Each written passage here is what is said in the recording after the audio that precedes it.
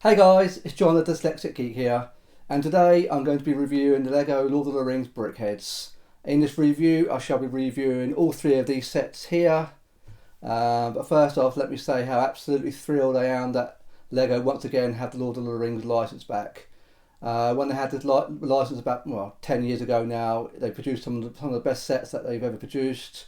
Easily the most iconic of the sets was the Tower of Orthanc, which I do have on my shelf over here, which is one takes pride of place in my collection.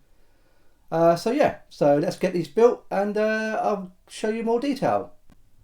Okay, first up we have Frodo and Gollum, set number 40630. This set is priced at £13.50 or $15. This is the cheapest of the three Brickheadz sets, simply because it has fewer pieces than the other two. First off, let me say how much I do enjoy this new LEGO Lord of the Rings box art. I think it's very cool. Hopefully this is what they use when they produce sets going forwards. So first up we have Gollum. I have to say, not too impressed with this one if I'm honest. Very basic, pretty bland. But in fairness to LEGO, they don't really have a huge amount to go off, because all he wears in the film is obviously his loincloth. It comes with a fish, which is a nice nod to the Two Towers film. So it is what it is. So that's Gollum.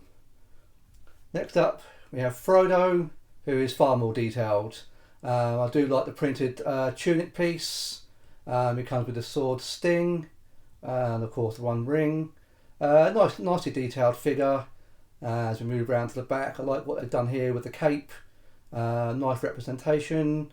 You probably think you could probably fault it on is the hair is probably a little bit thin on top, if I'm honest. If you think of Frodo in the film, he has quite a substantial hairline. But other than that, can't really fault it. It's a nice looking model. So yeah, that's Frodo and Gollum. Okay, next up we have Arwen and Aragon, set number 40632. This set is priced at £18 or $20. So starting off with Arwen, I'd say again, a bit like Gollum, not a huge amount of detail really. It's quite a bland figure. Although it's a nice printed piece on with a crown. There's not really much more I can say about Arwen really. It's very, very dull if I'm honest. But it's Arwen, so I'm not sure what more they could have done with it really. But next up we have Aragon, who I think looks absolutely fantastic.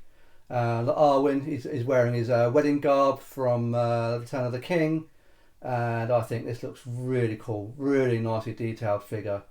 I love what they've done with the crown on top, all the way around, good effect. Obviously with his sword as well. I love the printed tunic piece, and this is also at the top of the crown is also printed. So yeah, really nice figure. Aragon's probably my favourite character in the whole films and TV and the book series. I think they've done a really good job with Aragon. So yeah, brilliant. Really enjoyed building this one. Good fun. So that's Arwen and Aragon. Okay, lastly we have Gandalf and the Balrog, set number 40631. This set is also priced at £18 or $20. Start off with Gandalf. Nice looking figure. Comes with his staff and his sword.